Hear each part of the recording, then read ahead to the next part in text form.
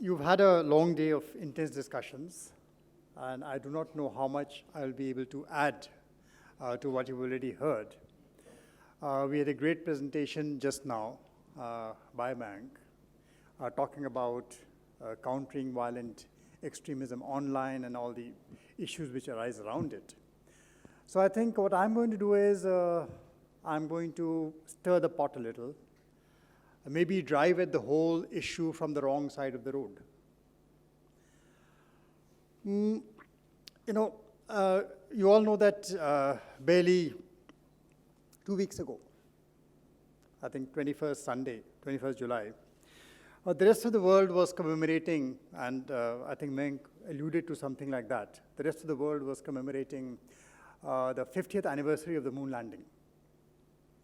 And in Chester, England, there was this little group distributing leaflets calling the moon landing the biggest hoax, the 50 years of the biggest hoax in the history of the world.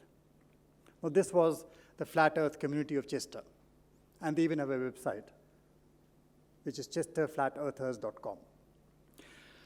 Now, and you surf the net when you start talking about fake news. And I use this as a prime example of what fake news is and how do you tackle fake news.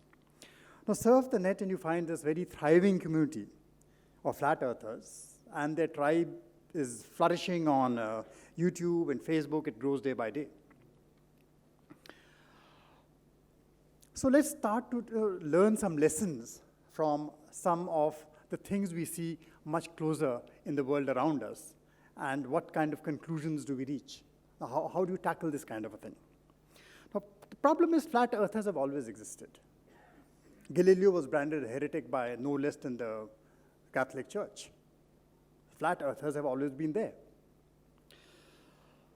What technology has done to this mix is that it's, one, made social aggregation kind of boundaryless, so we can all build our own global communities of flat earthers. We have a far greater reach, far greater power. So the first thing it has done is it has placed in our hands this power to disseminate and broadcast, which far exceeds our own ability to assimilate and understand what we are broadcasting. We forward faster than we understand what we are forwarding. Sometimes we don't even read what we receive and we just send it off to 50 people.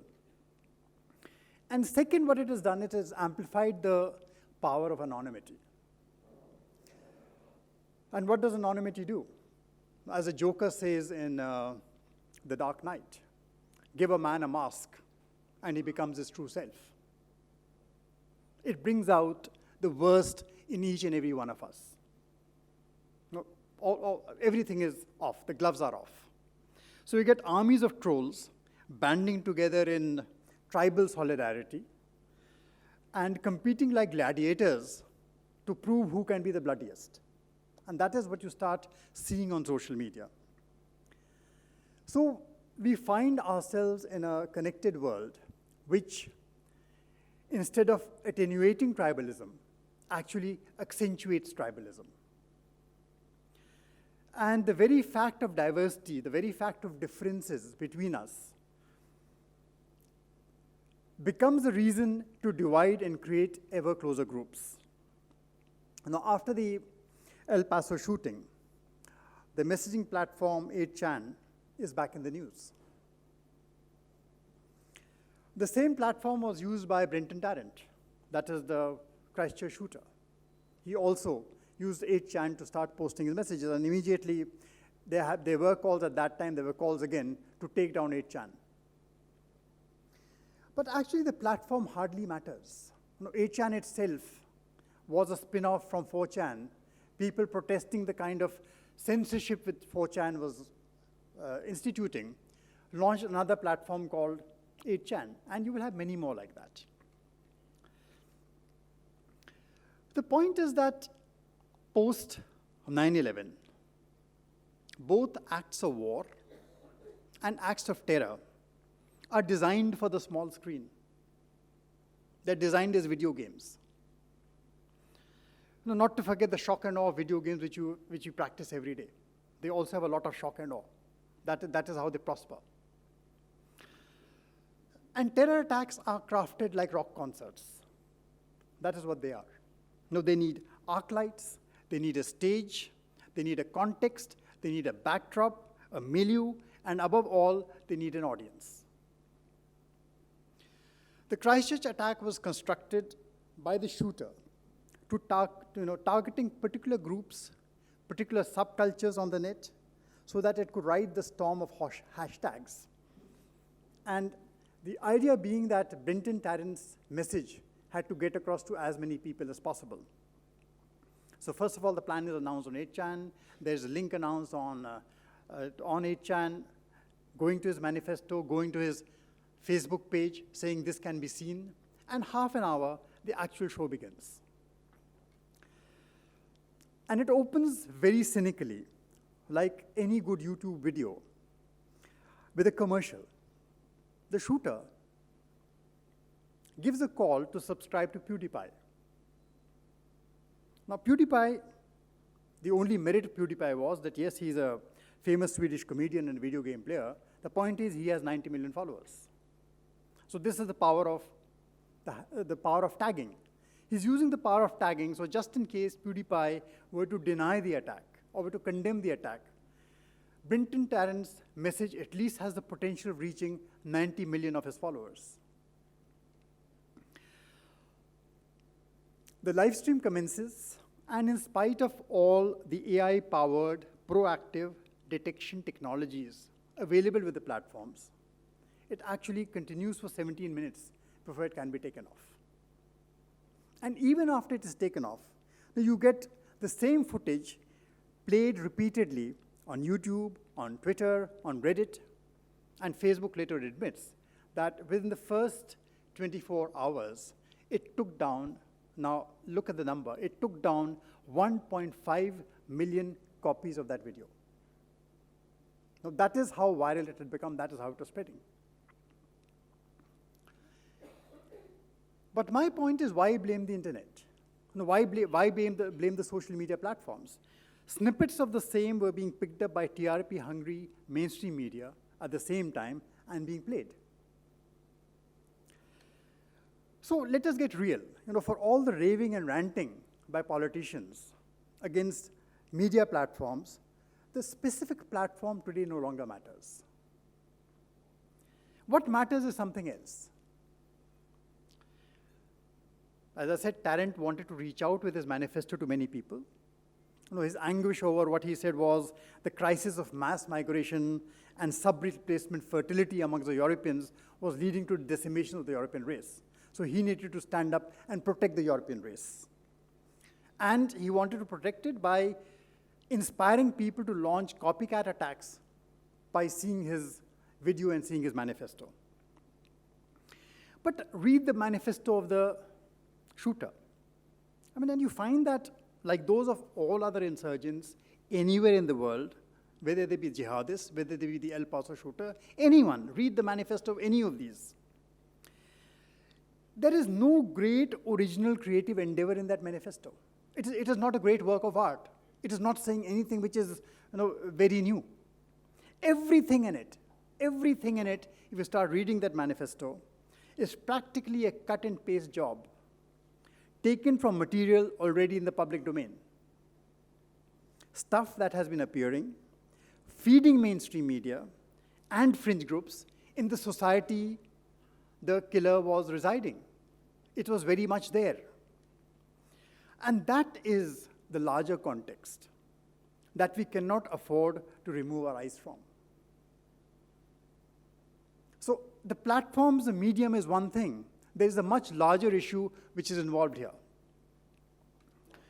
And when you speak of the larger context, you have politicians, in the case of Christchurch, like the far-right senator, Fraser Anning, who sincerely believe that the real cause of bloodshed on New Zealand streets today is the immigration program, which has allowed Muslim fanatics to migrate to New Zealand in the first place. And the same can be said for the political discourse against Hispanics in the US post-2017, which leads to incidents like El Paso. Now, when we start saying that platforms should be placing people on terrorism watch lists, Should all these guys, members of parliaments, presidents, who tweet this kind of stuff, also be placed on terrorism watch lists? Is it possible to do that? And should their tweets be purged from online platforms? So that is where the larger context, the culture, the milieu in which this operates becomes far more important. Like flat earthers, there is a prospering community of right-wing extremism, both online and offline. And we refer today time and time again to the surge of nationalism, which is sweeping around the world. What we see is actually not nationalism. It is out-and-out tribalism masquerading as nationalism. And there's a difference between the two. Nationalism is about constructing an identity around norms, around values, around ideals, around, say, something like a constitution and the structures, institutions, and laws which go as per that constitution. That is what nationalism is. About the fact, not the fact, but the idea of a nation, what it contains, what are the values and the ideals it stands for. Tribalism is about none of the above. Tribalism is about the simple fact of loyalty. It defines a nation by identifying it with a particular group, a tribe, or an individual, considered as more of the nation than others. Instead of allegiance to the structures, institutions of nationhood, what is demanded is loyalty to this tribe. And a loyalty that must be retained even at the cost of sabotaging and destroying the institutions, the values, and the norms that constituted the nation in the first place. So the tribe's social media, this tribe's social media contacts naturally then tend to become echo chambers that mirror the same tribal instincts and prejudices. Therefore, I keep on saying, let us park technology to one side and appreciate that the cognitive instruments used to frame other people and groups in ways that can justify the exclusion or incite violence against them predate Facebook and Twitter. No, they're as old as humankind. They consist of labeling, battening down the hatches, closing all doors and barricading ourselves within the fortifications of our own tribal beliefs. It is then easy to mask the other side as the enemy, defined by its religion or tribe or its nation. And the narrative techniques used in this process are not rocket science either. Find the witch in the tribe, find the witch of the tribe, and then you can take her to the stake and burn her. Draw comparisons with known hate figures, attribute and apportion blame for everything that is going wrong on this particular group. Dehumanize the victim so that he or she is just cast out from our own domain of rules, values, and ethics, which stand for the rest of us. It has always been easy to convert other human beings into targets of contemplated, organized violence. It has always been easy. Or treat victims as, collateral damage, much the same thing. Now to these primitive, primeval instruments, add technology. So how does one start countering such hate speech proliferating online? No, it is simple matter, if it were just a simple matter of using micro-targeting strategies to identify individuals on the basis of their search history and then auto-direct them to sites to expose them to counterfacts, the job would be very simple. Unfortunately, it is not so simple. You catch hold of a flat earther, you tell him, hey dude, I've seen the Earth's curvature when I've been flying on the plane, and the response probably will be, don't you know, those are not windows of the planes, they are probably television screens you're looking into. And the more extreme flat earthers may be convinced that NASA is the work of Satan, but the majority just dismiss Neil Armstrong as an actor, and NASA just like another Disneyland. So one needs to dig deeper and understand the power of narratives, understand the power of stories. See, jihadist narratives or white supremacist narratives, whatever they are, they acquire meaning, they take root, because they fulfill deep needs in humans for some kind of social aggregation, some kind of bonding, the need to build communities. They are answers. They are actually explanations to make sense of a very confusing world. Explanations that actually satisfy some very deep buried fears in the collective consciousness of these people. And if these explanations demand the willing suspension of disbelief, so be it. Now, this suspension of disbelief, which surrounds the narrative which they subscribe to, constructs their own cognitive biases. That is where the cognitive biases come in. And that is where fact-checking and just fact-checking does not solve the problem. See, the boundary conditions for flat earthers, who otherwise seem very, if you talk to them normally, they will meet them on the street, they seem very logical, rational, human, loving human beings. They have their families. But the boundary conditions are actually set by the appreciation, by their own appreciation of a literalist biblical theology. That is what they believe in. And they're not willing to entertain any doubts which come in the way of contradicting it. So many times it is not possible to counter jihadism or white supremacism without appreciating its appeal and endurance. And to do that, you need to understand the larger socio-cultural milieu in which it occurs. For any narrative, for any story to work as plausible and coherent, mind you, many of these people are not illogical.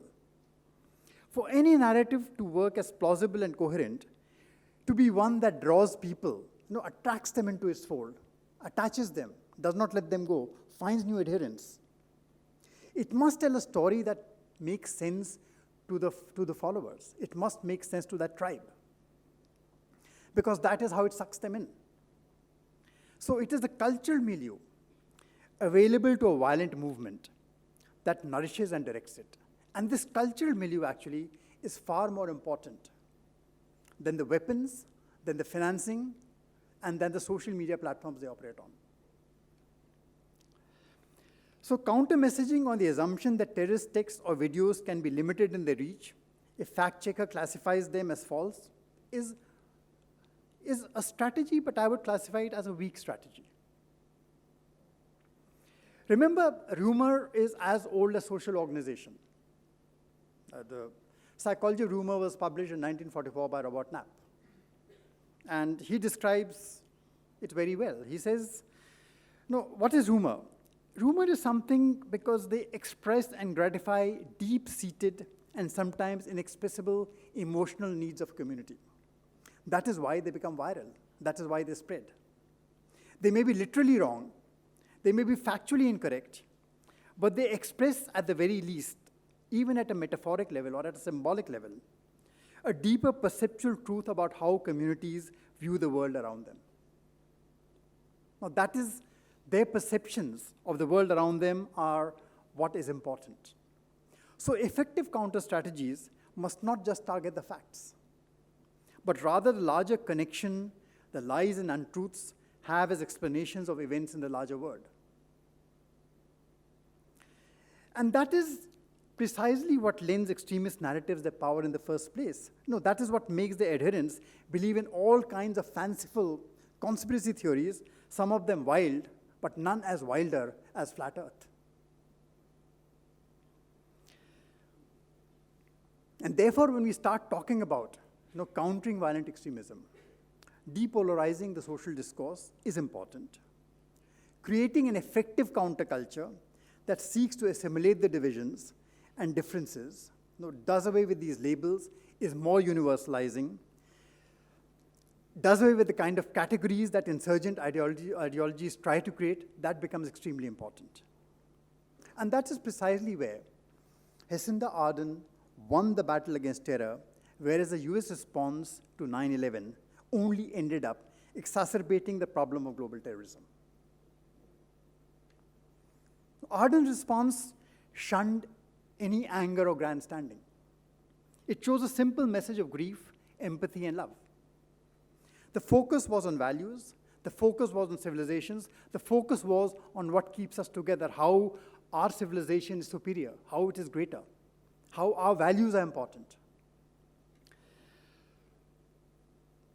So to end, just a short, I'm often asked, is the new media polarizing societies? My answer always is that if the world were indeed one big happy place, the internet also would be the same. The problem is the world is not one big happy place. So don't blame the medium. The internet may reflect the world, it does not create it. It can amplify positions, it can amplify things, it does not create it. And today the polarization in society manifests itself in outbursts on the social media. In another time, another place, it led to the Crusades. Flat earthers have always been there. 50 years ago, they may have been tied down by the Gutenberg barrier, limited in their reach. But they would still have languished in their coffee houses, in their pubs, built their own little secret societies. And with all their little secret societies, they did still influence events, and often inordinately. So at the end of it, when you start looking at the world around us today, because I'm only raising some possible thoughts, there is still one positive, which I would like to leave you to think about, which is, when all is said and done. Today, keeping secrets has become that more difficult in the age of the internet. Even the most secret society of today, the CIA, that's the biggest secret society, has to contend with WikiLeaks. Perhaps that is where our hope lies. That is all I have to say. Thank you.